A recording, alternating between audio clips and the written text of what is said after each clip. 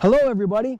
I just want to take a moment and thank you and all our subscribers for taking the time to watch our video of Longry's tips for Tokyo, Japan.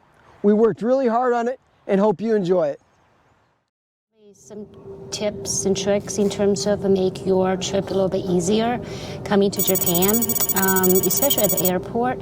One thing is very important to make sure you have a bunch of coins, because the vending machine is everywhere. You have these coins for 100 yen or 20, 50 yen. It's super important because if you want to buy any food or drinks, vending machines everywhere. Many times the only thing they accept is small bills or coins. So make sure you have coins on hand at any point in time. So that make your life a little bit easier. And I would recommend that if you're not in a hurry, take the airport limousine bus, because the bus will drop you off at the designated hotels. You don't have to worry about hauling the luggage and do all that. So I would say that would be the easiest one. You can sleep and relax. Don't have to worry about anything until you get to the hotel. So that's what I did. Unfortunately, the downside of using airport limousine bus is the fact that it stops every hotel on that route. So it took me about 2 hours from Narita Airport to Hilton in Shinjuku. So English is still a bit limited in terms of spoken English for most of the Japanese.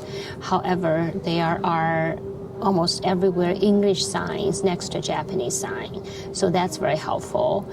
And what I found helpful would also be the Google map. The world think COVID is no longer an issue, but somehow in Japan, maybe they still think it is an issue. So its mask is everywhere, not only indoor but outdoor. Rare you see a few of them without a mask, but I would say 99.9% of the time people do wear a mask at all times. One interesting thing about Tokyo is it's connected everywhere. Everywhere you have free internet and fast internet as well. Another tip I would say traveling in Japan is they have a very complicated transportation system.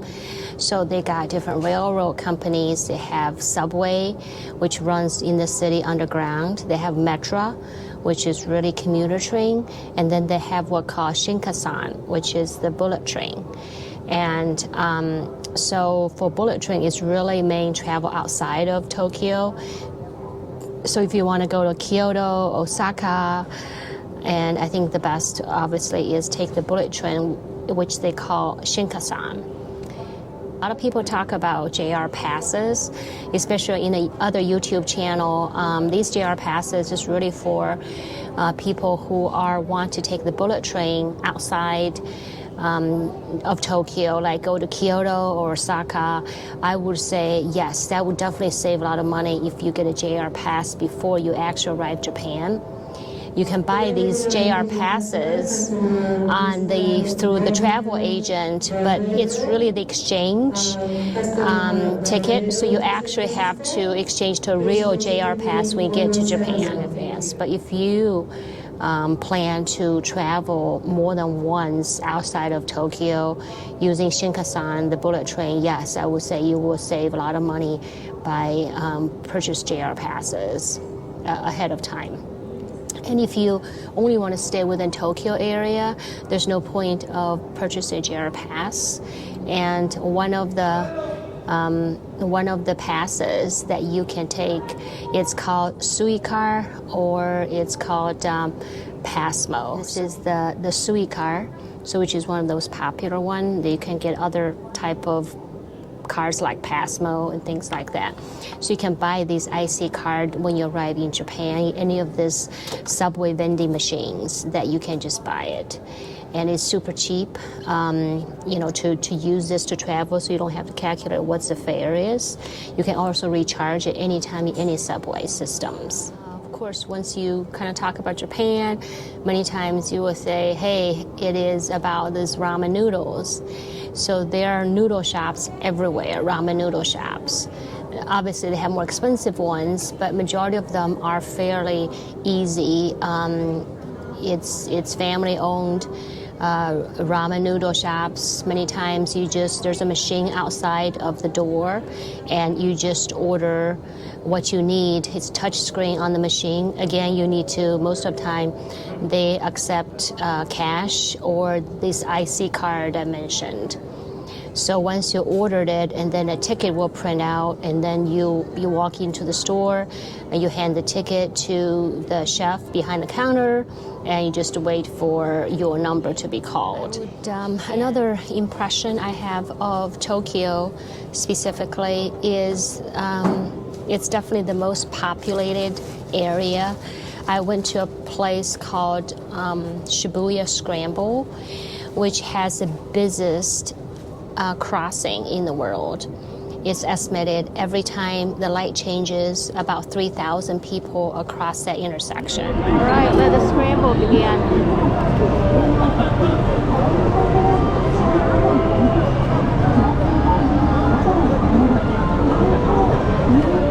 I was there on the second floor, the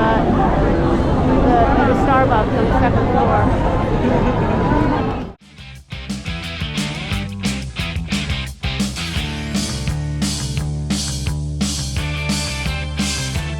I got your picture. I'd like a million of you over myself. I want a doctor to take a picture so I can look at you from inside as well. You got me turning up and turning down. I'm turning in, I'm turning right, I'm turning Japanese. I think I'm turning Japanese. I really think so.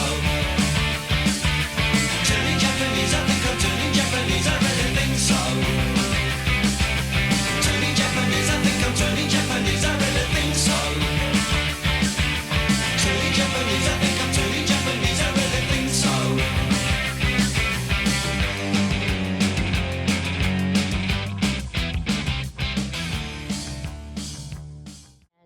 And I went to a hairdresser before I left, and he has been hairdresser for 7 years, and he said he only take 1 day per month for his holiday, and he works about 10 to 12 hours every day. So that's a culture in Japan. I think just long hours. So I can see that it can be very stressful living in this society. In terms of the recommended place for sightseeing in Tokyo, there's a few places I would recommend. One is if you want to see the Tokyo skyline.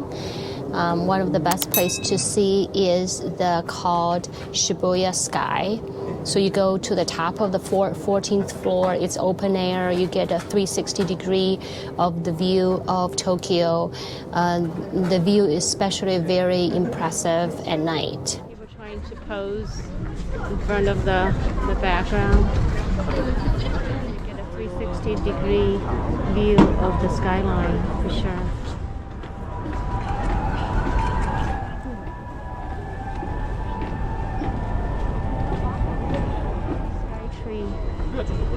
And Tokyo Tower. Right below us is the famous Shibuya Scramble, where they have one of the largest business intersection in the world. So it's kind of weird when looking from up here. You know you're stripping from your pain. You know you're sinning from your sin. Whenever heaven's doors are shut, you get them open, but I know you. Give me steam, and how you feel can make it real. Sightseeing spot most people go to is called either Tokyo Skytree or Tokyo Tower. There I went to Tokyo Tower. Tokyo Tower is a little bit higher than the Eiffel Tower. It was actually, the tour guide told us, it's a replica of the Eiffel Tower. So went over there and checked that out.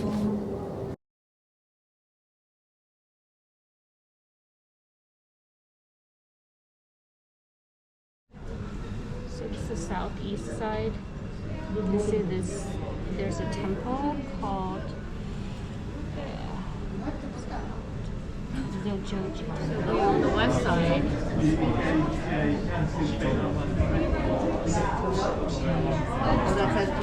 And there's a track and field right there too.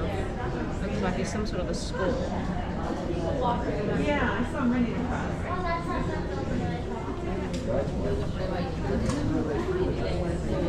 That's the sky. That's the Tokyo Skytree right ahead. In terms of the shrine, I would say one of the most famous shrine in Tokyo is Sensoji. So that is a Buddhist temple, has about 1,400 years of history, and it also have this back alley of these over 100 shops. Selling souvenir or snacks, and it's a very amazing place to stay. I would say if you have opportunity, if you want to visit, Sensoji Shrine would be, I would say, the must stop if you want to see any shrines. In terms of other things to see, one of the biggest tourist attraction is called the Tsukiji Market. So that is the largest seafood market in the world. So it has populated with tourists every day. While I was there, you see the street vendors on the side and sell you snacks and different kinds of the seafood. It's really awesome, but many times very popular places have a long you have to be able to wait in line. So that's one thing in Japan is many places you just have to wait in line. Many times if you come in on time, you're already late. One interesting thing is a lot of the vendors, food vendors, they don't really open until sometime after 10 or 11 o'clock. So if you're interested in looking for breakfast place, they don't have many breakfast places. So many times, I would just go to coffee shop like Starbucks. Beautiful dog. Right there. That's really... Hello, doggy. It's a beautiful dog. How are you? Oh, that is darling. Hey, hello. You like to be on the camera, right? You like to be on camera? Huh? Oh, that's... He likes camera? Oh, are you gonna do a show? That is so nice. Beautiful dog. Last comment about Tokyo. In summary, I feel Japan is a great country to visit, have a rich history. People are very polite and very helpful, but just be prepared, they will have some culture shocks. Whether it is, the language or it is the location. Overall, I would say it's a great cultural experience, and I would recommend everybody to come and take a look and check it out. Cheers!